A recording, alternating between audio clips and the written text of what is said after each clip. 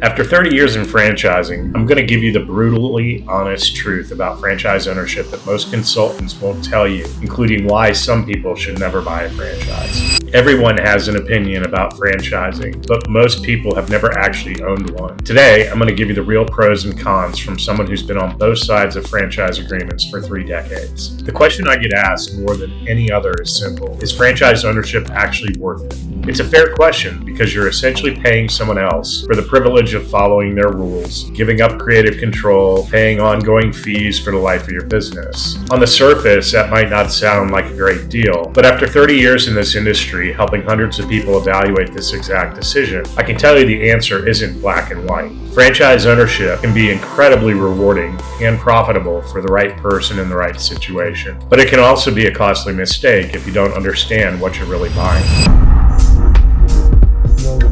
Today, I'm going to give you the completely unbiased pros and cons of franchise ownership so you can make an informed decision about whether it makes sense for your goals and situation. First and foremost, let's start with the real advantages of franchise ownership. First and most important is that you're buying a proven system with an established brand recognition. Instead of spending years figuring out what works through expensive trial and error, you get access to business processes, marketing strategies, and operational systems that have already been tested and refined. The franchisor has made the mistakes, so you don't have to. This proven system dramatically reduces your risk compared to starting an independent business from scratch. Second, the support and training infrastructure is designed to accelerate your success. Most franchisors provide comprehensive initial training, ongoing education, marketing support, and business coaching. You're not figuring things out alone. You have access to experienced professionals and a network of other franchisees who face similar challenges. This support system can dramatically reduce your learning curve and help you avoid common pitfalls that sink independent businesses. Third, financing is typically much easier for franchises than independent startups. Many franchise systems are pre-approved for SBA loans, and lenders generally view established franchise brands as lower risk investments. Banks have performance data from other locations, understand the business model, and are more comfortable lending for proven concepts. This can mean better loan terms, lower down payments, and faster approval processes.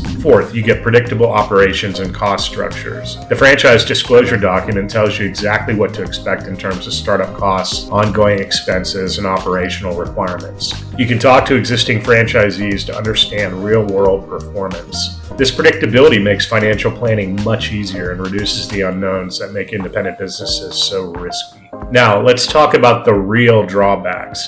The biggest con is limited creativity and operational control. You have to follow the franchisor's systems. In some cases, use their approved vendors, maintain their standards, and get approval for changes. If you're someone who likes to do things your own way or has strong opinions about how a business should run, franchising might feel restrictive. You're buying into someone else's vision, not building your own. Second, the ongoing financial obligations can be substantial. Most franchisees charge 4 to 8% royalties on gross revenue, plus additional marketing fees, technology fees, and other assessments. These fees continue regardless of your profitability, and they compound over time. You need to make sure the value you receive from the franchisor justifies these ongoing costs. Some franchise owners feel like they're just paying rent on their own business. Third, not all franchises are created equal, and this is crucial to understand. Some franchisors provide exceptional support and have strong business models. Others are more interested in selling franchises than supporting franchisees. Some have oversaturated markets, weak training programs, or business models that don't translate well to certain territories. The quality of franchise systems varies dramatically, which is why proper due diligence is so important. Fourth, market saturation and territory limitations can impact your growth potential.